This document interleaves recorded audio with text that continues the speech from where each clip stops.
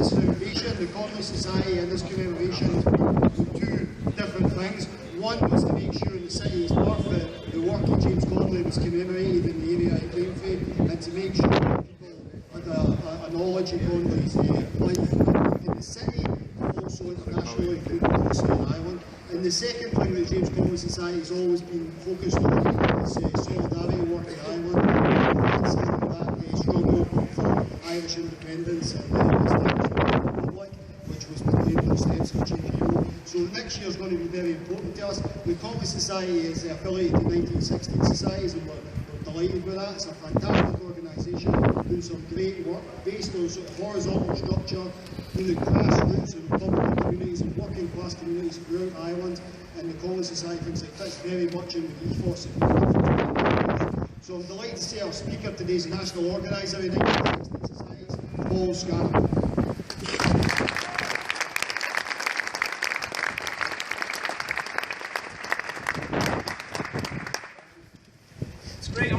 To be asked to speak at the commemoration here of one of my great heroes, James Connolly, especially here at this historic building.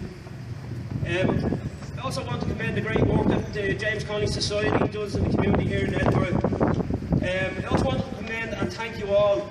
I don't think you receive the recognition and appreciation for the steadfast support that you have given for the cause of Irish freedom down through the years. From the time when our ancestors were driven off our land, we had very few friends around the world. The Irish in Scotland have always supported us, and you should be really commended for that. We thank you. As I said, around the world we have had very few friends in our struggle for freedom. We were always able to depend on the people of Scotland. Gora Míle Mágaibh.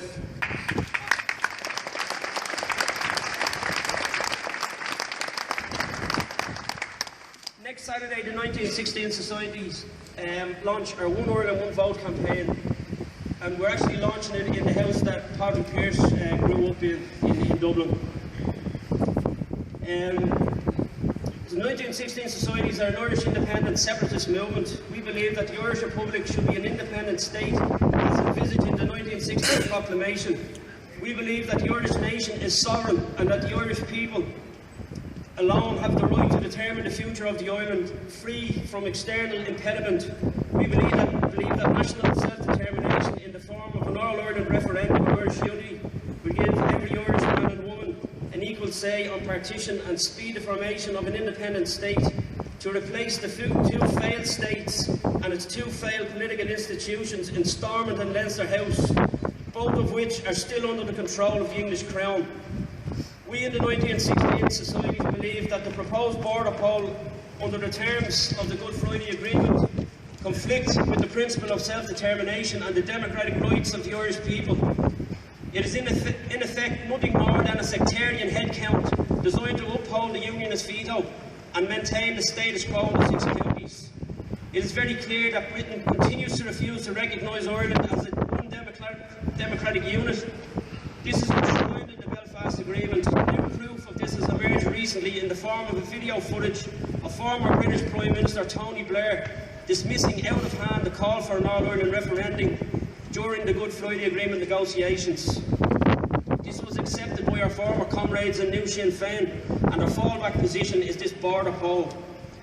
Like the treaty negotiations of 1921, deceitful British politicians and civil servants outmanoeuvred, hoodwinked, or simply bought off Irish representatives, and new evidence of this is coming to light in recent weeks, and more will come to light over the coming months and years.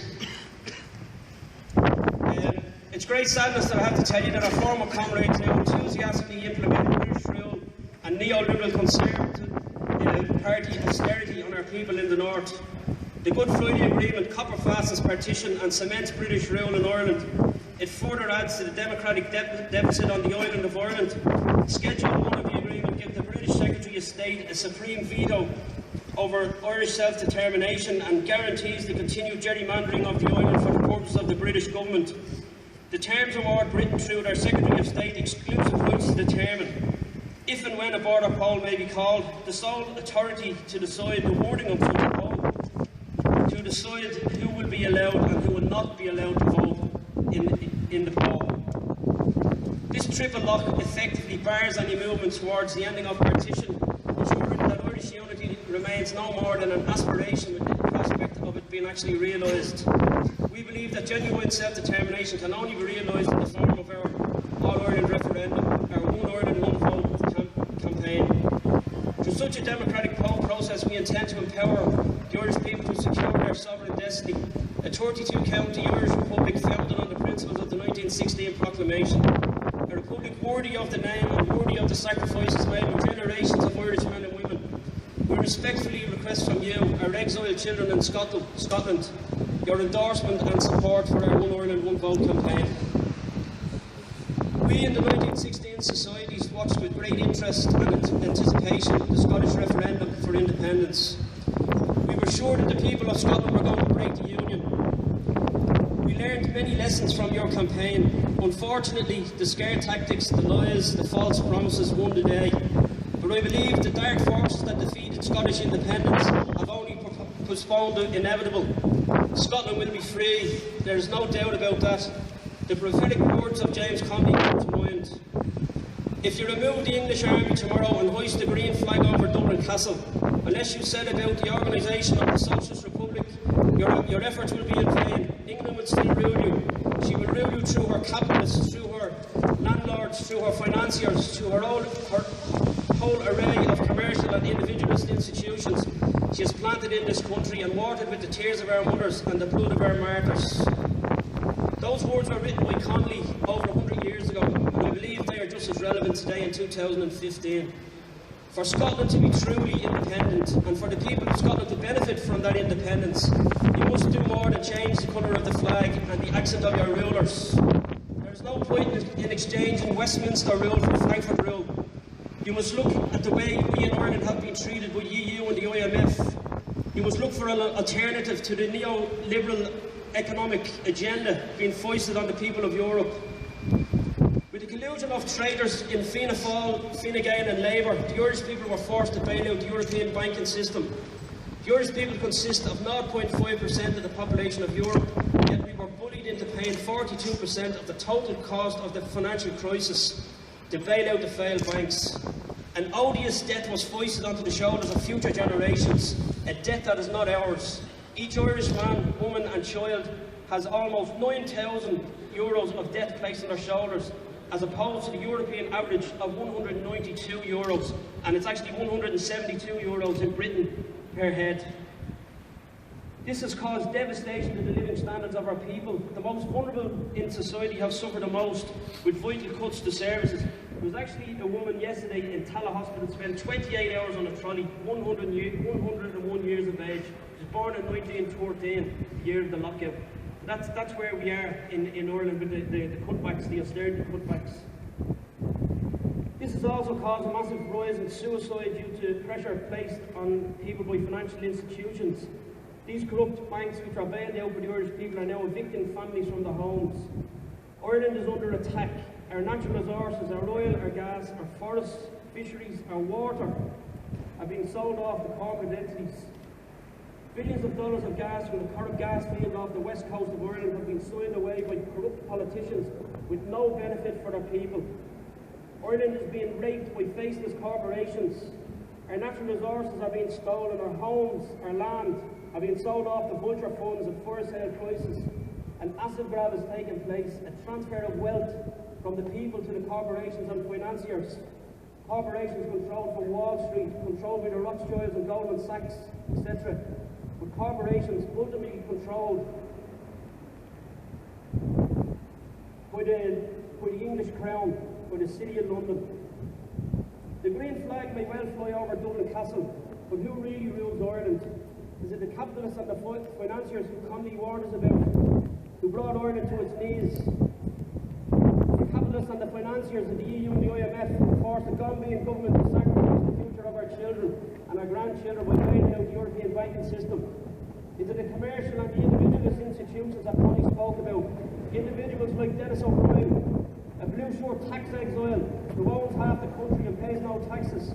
He owns half of the print media, he owns half the radio stations in the country, and he tried to shut down the other half during the week by taking an injunction. He tried to subvert the democratic process in the Free State Parliament this week. news is that the Irish people have started to fight back. After 8 years of savage austerity, the people have found their backbone. The final straw came when the blue shirt government granted a contract to install water meters in every home to the tax exile Dennis O'Brien, today's equivalent of William Martin Murphy. They plan to privatise their water supply at the behest of the Troika. This was the final straw for most people. They plan to charge us for water when we already pay for it through general taxation was the spark that made people stand up for themselves and their families and say enough is enough. It unleashed a wave of protest around the country. People from all over Ireland rose up to stop the installation of water meters in the communities. The sight of hundreds of thousands of people on the streets in protest against water charges and austerity in general has the traders and lends the house quaking in their boots. Even the jailing of water protesters did not stop the resistance. The battle against water taxes is almost won, and the campaign of mass non-compliance and non-payment when the bills have already actually started to arrive and nobody is paying the bills will kill off Irish water. With this rising consciousness taking root among the people, the appetite for an alternative to the neoliberal austerity agenda north and south is growing. The alternative is the sovereign republic, a republic socio-economic version of that revolutionary forced on Ireland, a republic in which the ownership of Ireland is vested in the people, a republic that puts the people before the interest of international vulture funds and financiers. Despite the fact that Irish people bailed out the banks, these very same banks are starting to evict families from their homes. In collusion with the government and the bar court system, British accredited registry, a legal system which is a legacy of British rule and proves on a daily basis that the English Crown still rules Ireland through her agents in the Royal Oireachtas and Leinster House. A Crown construct established by King George V of England in 1922 to subvert democracy and subvert all Ireland. Over 100,000 families face the prospect of being thrown onto the streets. In order to help families in crisis, the National Land League of Ireland has been reformed. The 1916 societies are committed to helping ordinary families stay in their homes, and to this end we work with the National Land League. In the 1880s, the Fenian movement provided the backbone to the National Land League, and Irish Republicans once again stand against the tyranny of the banks and their agents. As I have outlined, the Good Friday Agreement will not lead to a united Ireland, and Irish Republicans have not benefited from it. We still have internment by demand, we still have miscarriages of justice, like the Craigavon 2. We still have a ridiculous situation where a Republican can be jailed for making a speech at an Easter commemoration. For making a speech at a commemoration like this, you can be jailed in Ireland now. The Good Friday Agreement was good for some. It was good for a bank whose headquarters are in this city, Bank of Scotland plc. A financial institution with a record of shame in Ireland. It was one of the first of the select few to reap the peace dividend from the Good Friday Agreement. European legislation was brought in to provide for a cross-border merger between companies north and south of Ireland.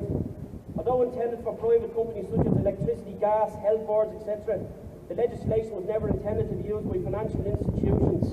The Bank of Scotland saw a gap and it got a cross-border merger, which basically what they did, they transferred 43 billion of debt from Ireland to the British taxpayer. That should be of concern to everybody here, even the boys in blue over there. In 2001, Bank of Scotland purchased ICC Bank from the Irish government. ICC Bank was set up in 1933 by Sean Lamass, a veteran of 1916 and veteran of the Black and Tan War. It was modelled on the already established ACC Bank in an effort to stimulate investment in the industrial sector. Bank of Scotland plc operated its Irish mortgage business directly from Edinburgh until 2004, when Bank of Scotland Ireland took over and moved its business to Dublin. This expansion made Bank of Scotland Ireland the fourth largest bank operating in Ireland, all in the space of 6 short years, and the 6 most prolific years of the so-called Celtic Tiger area. Bank of Scotland, nearly there.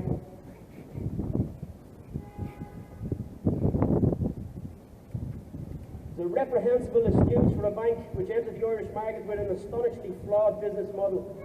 A bank which single-handedly altered the face of banking in Ireland by offering 100% mortgages, and was also the first bank to offer interest-only tracker mortgages. This allowed them to gain huge market share in both residential and buy-to-let sector. Bank of Scotland will eventually be seen to have been more damaging to Ireland than the infamous Anglo-Irish Bank. When the financial crisis hit the country, Bank of Scotland's flawed business model exposed thousands of borrowers, leaving them unable to pay back loans on properties which were totally overvalued. Bank of Scotland departed Ireland with its tail between its legs in 2010, leaving a trail of destruction. The departure is cloaked in secrecy by the now infamous cross-border merger of Bank of Scotland Ireland and Bank of Scotland plc, using the European legislation, which we must again state was never intended for this purpose. We are not allowed to ask questions because the entire process is secret. The accounts are sealed and rubber stamped by courts in Ireland and here in Scotland. We know that they provided falsified accounts to obtain the merger. We know that they were trading while they were insolvent at the time of the merger, which is a criminal offence. We know that they did not file accounts for the year 2010, which is again a criminal offence. We know that Bank of Scotland plc and its parents group, Lloyds Bank Group, were bailed out by the British taxpayer to the tune of 34 billion, and Bank of Scotland and Ireland were allowed to export in excess of 30 billion in losses to the UK to be used as required to write off against future tax liabilities in the UK. So the British taxpayer will eventually pick up the tab for Bank of Scotland's venture into Ireland. The reality is that they have already been paid in full for these mortgages. They sold off their Irish loan book to vulture funds who are now evicting families. These banks had a massive bearing on the outcome of Scottish independence. Connolly knew the danger of these commercial institutions and warned us about them. In effect, Connolly was right. All we did was change the colour of the flag. Study was learned from our experience and not make the same mistake. Put a meal mod with.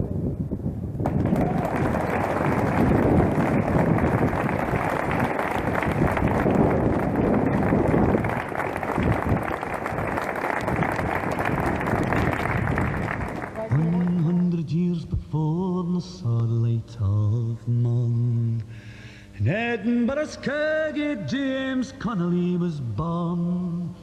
The streets of little Ireland, his home for many years. Fair Westport to St Mary Street, you feel him very near. Oh, how I love to walk in the footsteps of the young James Connolly.